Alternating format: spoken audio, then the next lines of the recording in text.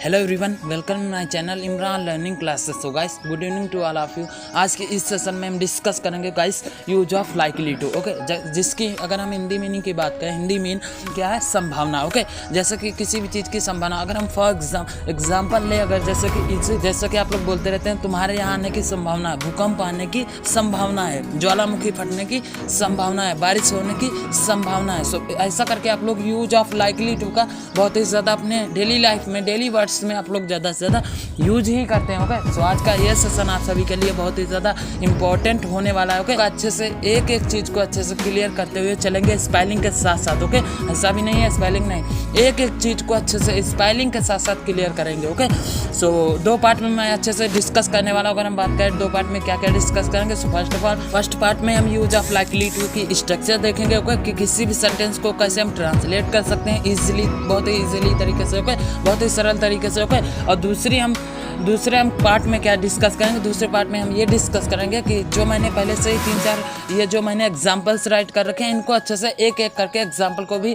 Clear करेंगे, जिससे आप लोगों का जो डाउट अगर रह भी जाता है स्ट्रक्चर को समझकर, बाद में क्या है कोई डाउट रह जाता है फर्स्ट पार्ट में, तो सेकंड पार्ट में आप लोगों का डाउट एकदम क्लियर हो जाए। ओके, सो दोनों पार्ट को देख कर जाइएगा, नहीं तो आप सभी लोग अपना ही नुकसान कर बैठोगे। ओके, सो वीडियो का एक भी पार्ट मिस मत करना। चलिए स्टार्ट करते हैं आज की इस इंटरेस्टिंग वीडियो को। तो स्ट्रक्चर इसकी है क्या? फर्स्ट ऑफ ऑल है सब्जेक्ट। ओके, क्या है? Subject, SUBJECT। Okay, first of all we will write subject, तो मैंने यहाँ पे SUB लिख लिया, आप लोगों को समझ जाना यहाँ पे सब का मतलब है subject. Okay, so subject first of all we will write, then we will write helping verb HV। Okay, HV का मीन्स क्या है? Helping verb. Okay, then we will write likely to, LIKELY likely to. Okay, TO likely to हो गया। Then we will write first form of the verb की first form लिखना है। उसके बाद क्या लिखना है? Object, OBJECT। ओके, उसके बाद क्या लिखना है? ऑब्जेक्ट लिखना है। स्ट्रक्चर सभी को क्लियर है? फर्स्ट पार्ट क्लियर है? अगर नहीं तो एक बार मैं फिर से रिपीट करवा रहा हूँ, ध्यान से सुनिए, listen carefully my words. Okay, first of all we will write subject. Structure हमारी क्या थी? First of all we will write subject,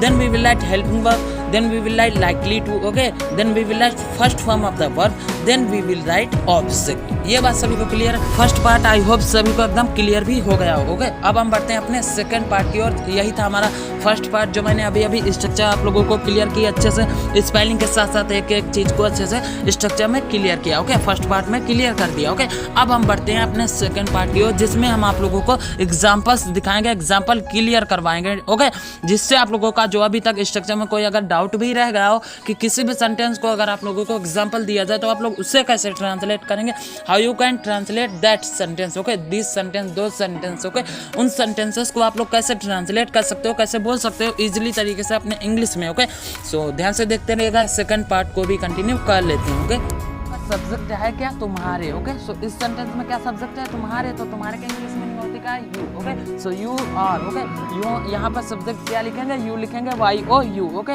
मैंने यहाँ पर क्या किया? सब्जेक्ट लिख दिया यू। Okay, YOU। उसके बाद हेल्पिंग वर्ब इसमें क्या लिखेंगे? आर लिखेंगे। क्यों? क्योंकि यू क्या है? प्लरल है। तो और दूसरी बात तो ये क्या है? प्रेजेंट का है, तो इसमें क्या है? हमें आर लिखा लाइकली टू, तो हम यहाँ पर क्या लिखेंगे? लाइकली टू पे लिख लेंगे LIKELY likely TO2। Okay, likely to हो गया। उसके बाद स्ट्रक्चर में क्या था? First form of the verb की फर्स्ट फॉर्म लिखना है। तो वर्ब इसमें है क्या? आना। तो आना की इंग्लिश में होती क्या? सिंपली कम होती है, COME। ओके, तो हम यहाँ पे क्या लिखेंगे? कम लिख लेंगे, COME, कम लिख लिया। उसके बाद कहाँ आना? ऑब्जेक्ट। स्ट्रक्चर में क्या था? वर्ब की फर्स्ट फॉर्म भी सेंटेंस में मैंने अच्छे से लिख लिया। अब यहाँ पे स्ट्रक्चर में इसके बाद है क्या? Object, OBJECT। ओके, ऑब्जेक्ट था, तो हम यहाँ पर ऑब्जेक्ट कहाँ आने की? यहाँ आने की संभावना है ना, हमारे कहाँ आने की? यहाँ आने की संभावना है। यही तो था सेंटेंस हमारा एग्जाम्पल। तो हम यहाँ पे क्या लिखेंगे? यहाँ की इंग्लिश में नहीं, हेयर लिखेंगे, HERE। ओके, ये हमारा हो गया फर्स्ट एग्जाम्पल की बात हो गई। ये तो हमारा फर्स्ट एग्जाम्पल हो गया। You are likely to come to here. Okay, तुम्हारे यहाँ आने की संभावना, you are likely to come to here. Okay, सभी को फर्स्ट एग्जाम्पल क्लियर है? एक एक चीज़ अच्छे से उम्मीद करता हूँ, जो मैंने अभी अभी एक एक चीज़ को क्लियर किया, आप लोगों को उम्मीद करता हूँ आई होप सभी को क्लियर भी हो गया होगा। अब हम बढ़ते हैं अपने सेकंड एग्जाम्पल की ओर। ओके, जैसा कि हमारा सेकंड एग्जाम्पल है क्या? भूकंप आने की संभावना, का भी ज़्यादा यूज ही करते हैं, ज्वालामुखी फटने की संभावना। ओके, तो भूकंप आने की संभावना, इसको कैसे ट्रांसलेट करेंगे और कैसे ऐसे बोल सकते हैं, पूरा इंग्लिश में डिटेल में अच्छे से डिस्कस कर। चलिए कंटिन्यू करते हैं। ओके, ट्रांसलेट करने से पहले इसमें है क्या? भूकंप आना। तो भूकंप कोई सब्जेक्ट तो है नहीं, ना तो कोई मैन है, ना तो कोई एनिमल है, तो सिंपली हम यहाँ पर करेंगे क्या? भूकंप क्या है?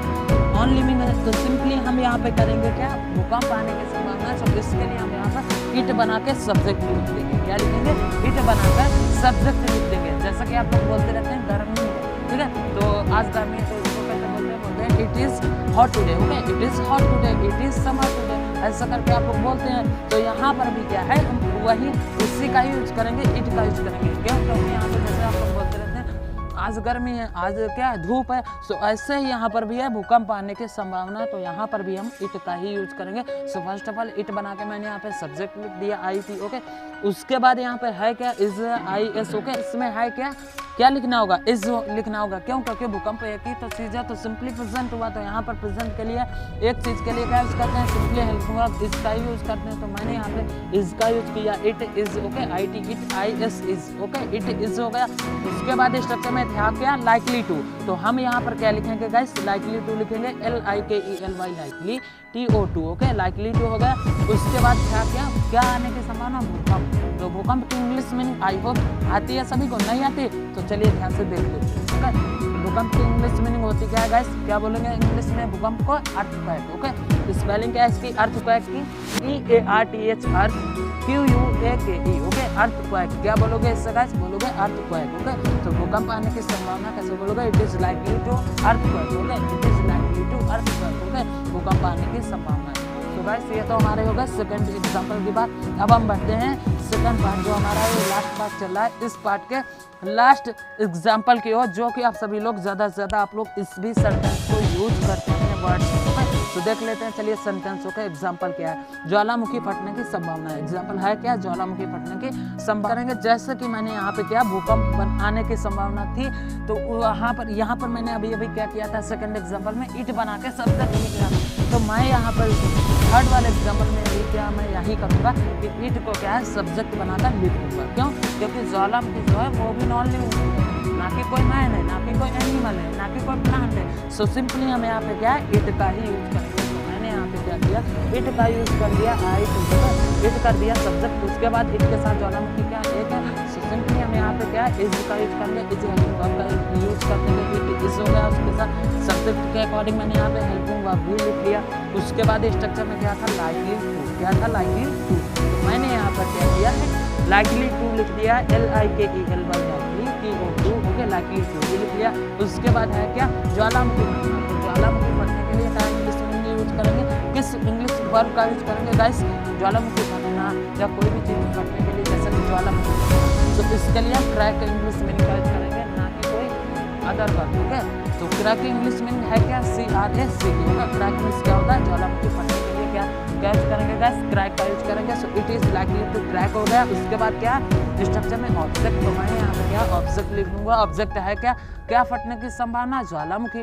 तो ज्वालामुखी की इंग्लिश मीनिंग होती क्या है, वोल्कानो। स्पेलिंग क्या है, VOL, वॉल CARO। ओके, तो आप लोगों को ध्यान रखना है, ज्वालामुखी की इंग्लिश मीनिंग क्या होती है गाइस, वोल्कानो होती है, VOL CARO। ओके, सो ज्वालामुखी फटने की संभावना है। कैसे बोलोगे इसे इंग्लिश में, how you can speak in English, you can speak in English, it is likely to crack the volcano. Okay, it is likely to crack the volcano, ज्वालामुखी फटने की संभावना।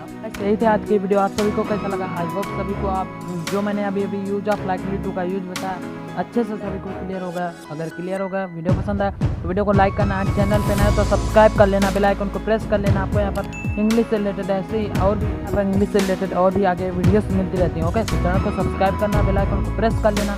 मैं मिलता हूँ आपसे फिर किसी अगली वीडियो में, नेक्स्ट वीडियो में। ओके, अगर आप लोगों को इसका नोट्स PDF पाना और भी अच्छे से डिटेल में स्टडी करना तो आप लोग स्पोकन इंग्लिश कोर्स बैच को ज्वाइन कर सकते हो। वहाँ पर आपको नोट्स PDF डिटेल में स्टडी करने को मिल जाएगा। चाहूँ आपसे फिर किसी अगली वीडियो में। वीडियो देखने के लिए आप सबका दिल से धन्यवाद। Thanks for watching this video.